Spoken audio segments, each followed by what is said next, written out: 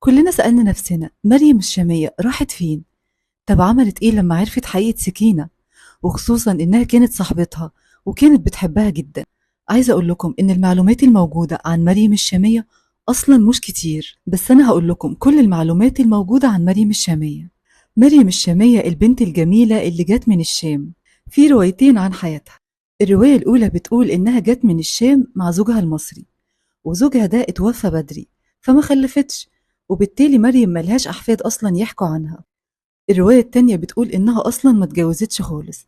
طيب إيه مواصفات بقى مريم الشامية؟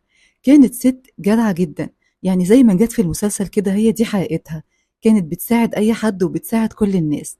علاقتها بسكينة كانت علاقة عطف، كانت بتعطف على سكينة جدا. أول ظهور لمريم الشامية في حياة ريا وسكينة كانت وقت موت ابن سكينة محمود. ساعتها ريا وسكينة ما كانش معاهم فلوس